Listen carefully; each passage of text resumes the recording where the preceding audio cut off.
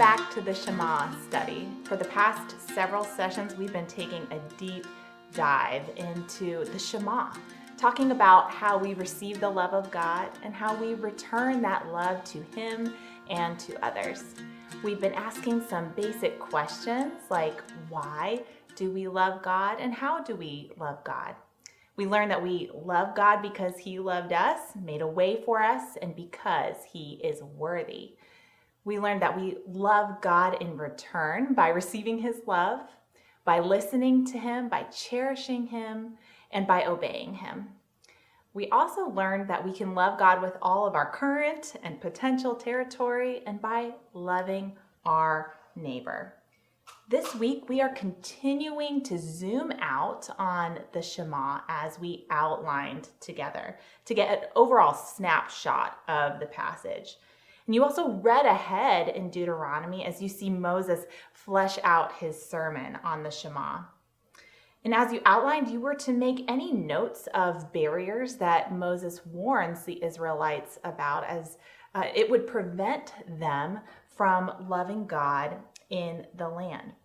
So he wants them to know about these barriers. In these passages, I find the biggest barrier listed to loving God is forgetting God, forgetfulness. The words remember and do not forget are used over and over and over again in Deuteronomy. It is a primary theme of the entire book. We see this phrase in Deuteronomy 6:12. Then take care lest you forget the Lord who brought you out of the land of Egypt, out of the house of slavery.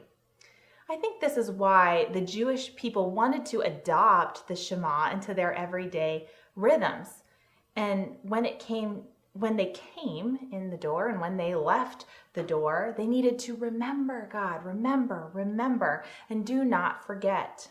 Every time my husband and I leave the house, we have a silly little mantra that we say. We go through phone, keys, wallet, mask, because we know those are the essentials, seems like these days. But what are the Israelites to say when they go out the door?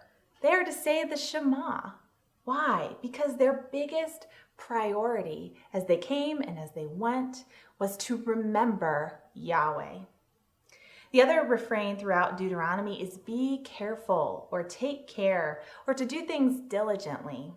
Perhaps you saw these repeated phrases as you annotated as well.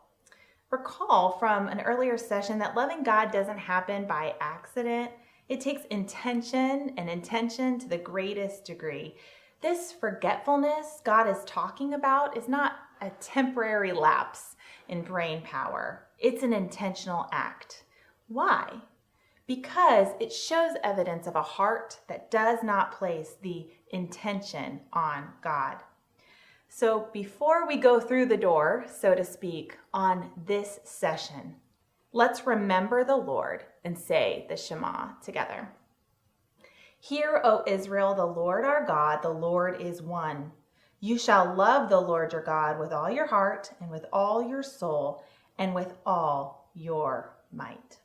The biggest barrier to loving God in the land will be forgetfulness. And this root problem of forgetfulness manifests itself in different ways and leads to additional problems. So this will be our outline for today, and we will unpack each one. These 4 different manifestations of forgetfulness. We forget who God is, which leads to idolatry. We forget who we are, which leads to identity problems. We forget what God has done, which leads to a lack of faith. And we forget what we have comes from God, which leads to pride. Let's talk about that first manifestation of forgetfulness. Forgetting who God is, which leads to idolatry. In Deuteronomy 6:14, God says, do not follow other gods, the gods of the peoples around you. For the Lord your God, who is among you, is a jealous God. This warning is repeated several times throughout the book of Deuteronomy, perhaps most notably in the 10 Commandments in the first and second commandment, which commands us to have no other gods and not to make an idol for ourselves. Now, it makes common sense that a barrier to loving God would be to give your heart to someone else. That barrier is a betrayal. The covenant that Israelites have made together is between them and with God, and to worship idols would break God's heart and block the intimate and loyal relationship He desires to have with them.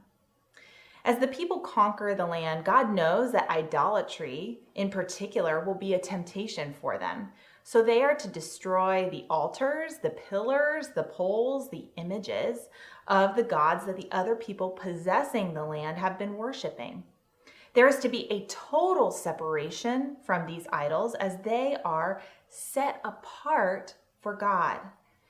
This is to protect and preserve their relationship with the Lord. Why? Well, like it says in Deuteronomy 7:7, God has set His heart on them and made a way for them. So He wants their total worship and He is worthy of it. They have this knowledge, but they have a choice ahead of them, whether or not they will give God the devotion He deserves. Paul describes this process of choosing idolatry in Romans 1:19 through 22. For what can be known about God is plain to them, because God has shown it to them. For His invisible attributes, namely His eternal power and divine nature, have been clearly perceived ever since the creation of the world in the things that have been made. So they were without excuse, for although they knew God, they did not honor Him as God or give thanks to Him. But they became futile in their thinking, and their foolish hearts were darkened. Claiming to be wise, they became fools and exchanged the glory of the immortal God for images resembling mortal man and birds and animals and creeping things. So Paul describes idolatry as being a deadly exchange of God for another. When we forget who God is, we will automatically be filling His spot with someone or something else because we are made to worship.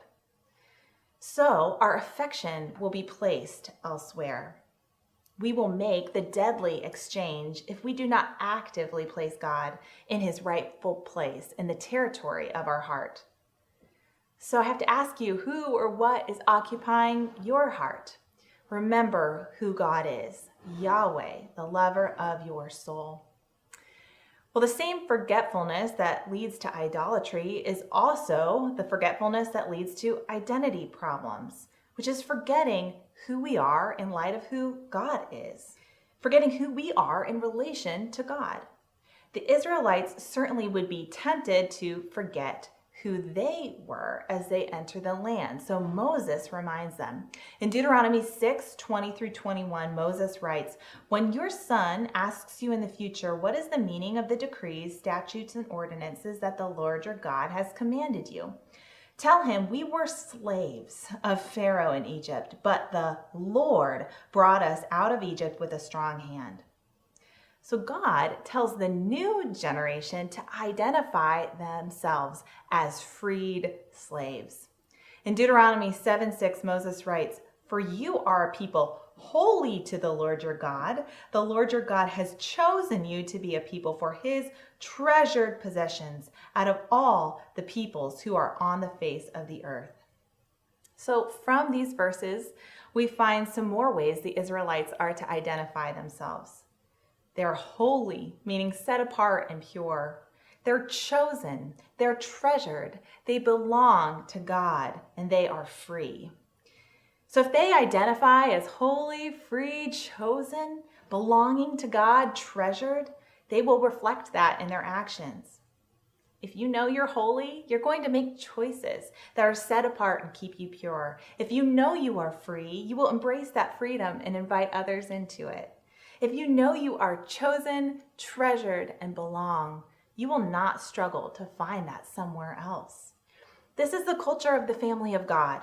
And when the Israelites stray from this identity, they run into major problems. They will not keep themselves set apart from the evil people of the land. They will look to worship idols. They will look for satisfaction in all manners of ways except the one place true fulfillment can be found. They will follow the way of destruction instead of the way of life.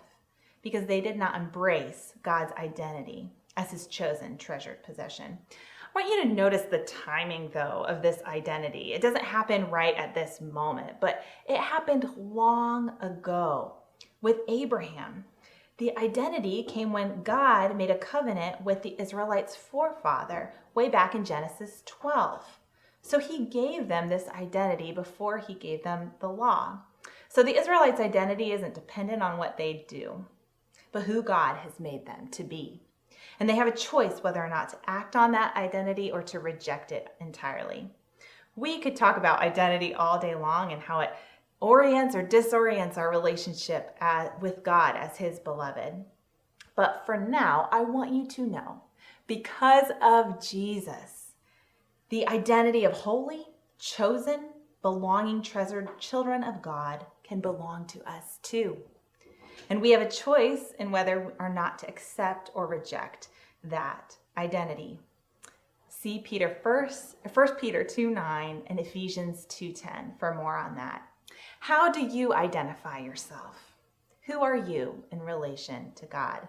May God's thoughts of you be the way you see yourself and the way you see others. So forgetfulness leads to idolatry and identity problems, and it also leads to a lack of faith when we forget what God has done for us. In Deuteronomy 6:12, Moses writes, "Be careful not to forget the Lord who brought you out of the land of Egypt, out of the place of slavery." It seems to me that the Israelites have a short memory span. They remind me of Dory here. You remember the fish from Pixar's Finding Nemo?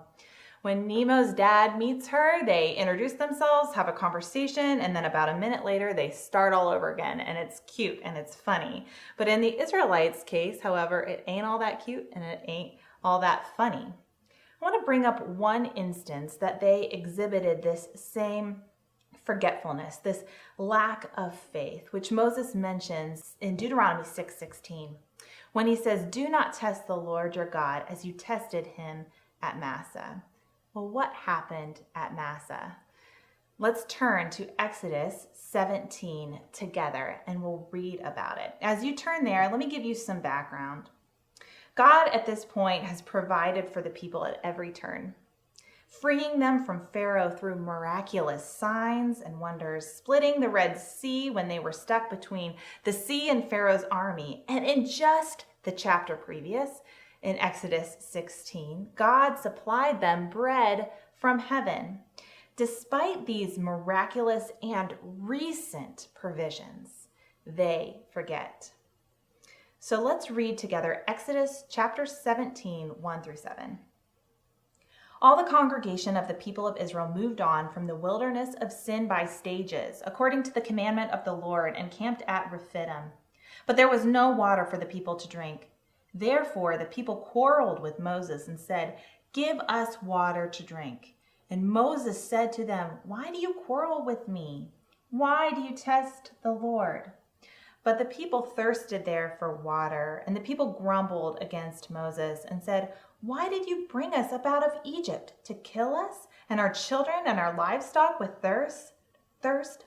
So Moses cried to the Lord, "What shall I do with this people? They are almost ready to stone me." And the Lord said to Moses, "Pass on before the people, taking with you some of the elders of Israel, and take in your hand the staff with which you struck the Nile, and go.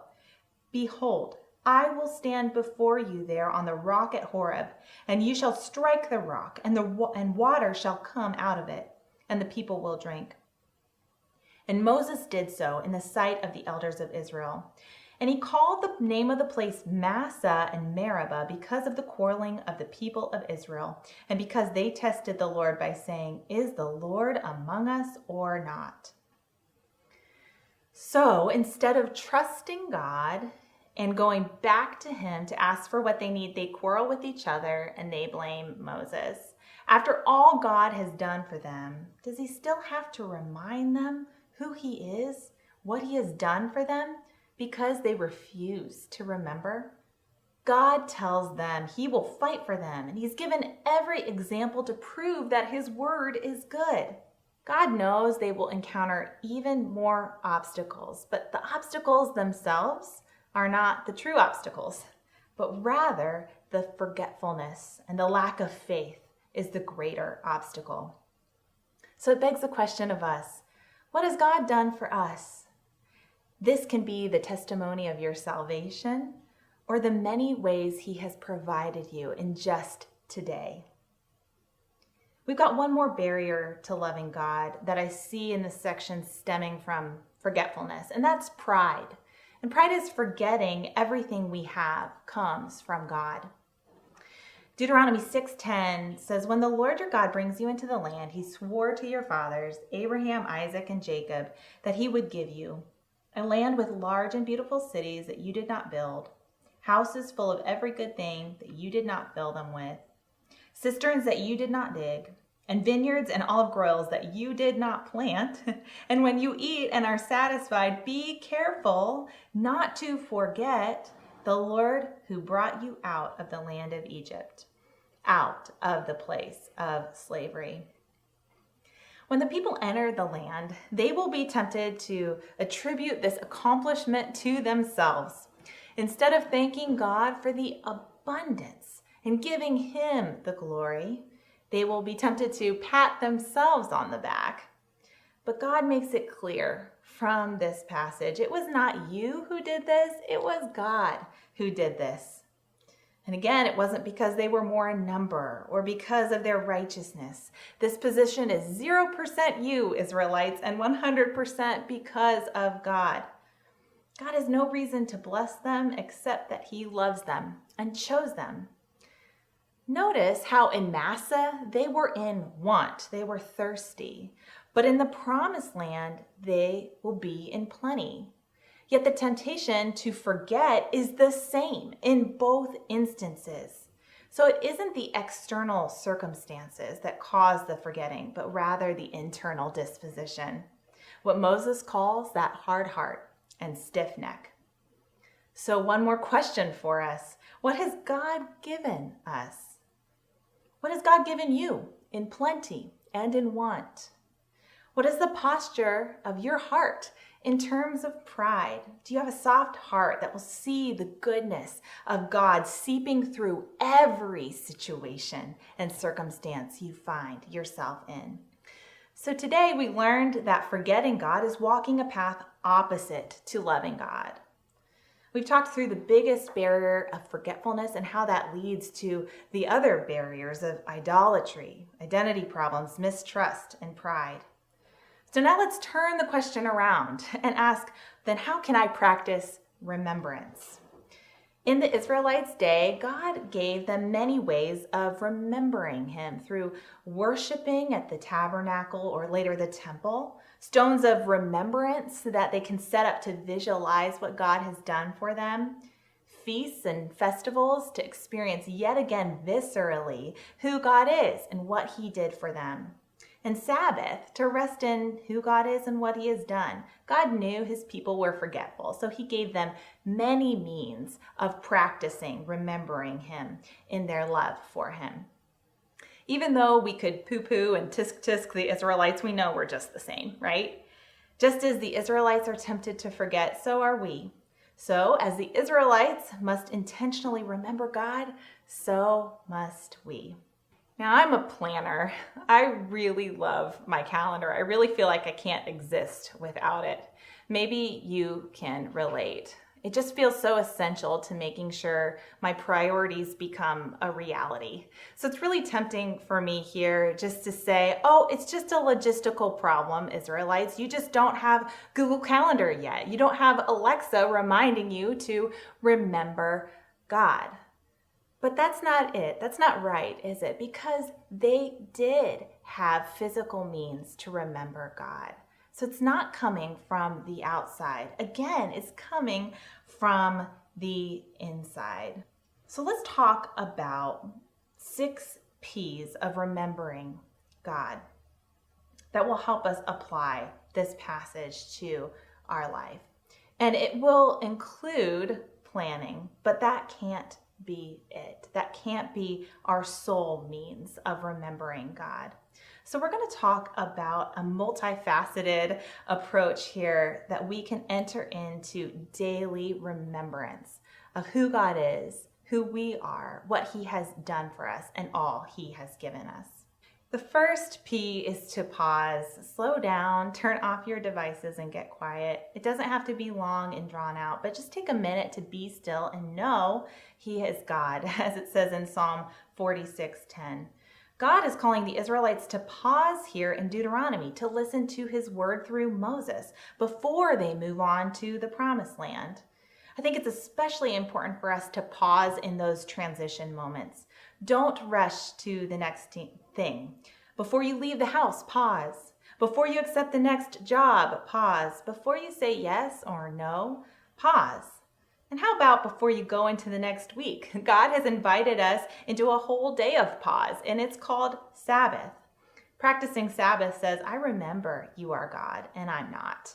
And I'm accepting your gift of rest as your beloved. So there's pause, and then there's pray. Talk to Him, reach out to Him. Let Him know you're thinking of Him and love Him. Touch base and listen to Him. Ask for what you need. Thank Him for what He's already done for you. Ask for faith when it's tempting to forget His provision or His power or His presence. Ask for help in remembering. This happens at intentional times, as it did for the Israelites. Usually in our household, we pray in the morning when we meet with Him, as we go places, like before we drop the kids off at school in the van, at meal times, when we go on trips, or at bedtime. But communing with the Holy Spirit can happen throughout the random moments as well. And that's important too. Whenever He's calling you to talk to Him, make sure you meet Him there. The next P is plan. Here's where the calendar comes in. Make a plan to remember God. Plan to remember Him together with your church, in solitude, with your other disciplers and those who disciple you, and remember Him with your spouse and with your kids. Next P is pass it on. In Deuteronomy 6, the Israelites are not only called to remember themselves, but to make sure the next generation remembers too. Deuteronomy 6:6-7 says, And these words that I command you today shall be on your heart. You shall teach them diligently to your children, and shall talk of them when you sit in your house, when you walk by the way, when you lie down, and when you rise. So they pass on the Shema. They pass on the knowledge of God's love towards them and His way of living to their kids. And by the way, this is not just a call for biological parents for their biological kids, but a practice for anyone God has brought into your life to spiritually parent as well. The next P is partake. In the New Testament, Jesus showed us a physical way of remembering Him through communion. In Luke 22:19, it says, And He took bread, and when He has given thanks, He broke it and gave it to them, saying, This is my body given for you. Do this in remembrance of me. By taking the bread and the cup, we are remembering His sacrifice on the cross and His resurrection. When we do this together with our church, we remember Him both on a personal level and a corporate level as we remember Him together. And the last P is party. Celebrate God, especially in His provision, big and small. The Israelites had festivals that retold the stories of God's provision for them. They physically reenacted these stories with food and prayer and song. We don't have to stop at Easter and at Christmas. Remembering God through celebration can happen at all the seemingly mundane and mountaintop moments as we recognize with gratefulness all we have been given has come from God. My friend Natalie and our founder used to carry around praise poppers in her purse just for these exact moments. She always wanted to be prepared for an opportunity to celebrate God. So I wonder, how will you remember the Lord today? Which P can you grow in practicing remembrance? How will you remember who He is, who He has made you to be, all He has done for you, and all He has given you? Remembering God will remove barriers left and right to loving Him. And when Not if, but probably when you forget. Accept the gift of grace from Jesus and ask Him to tell you the story yet again of His goodness towards you.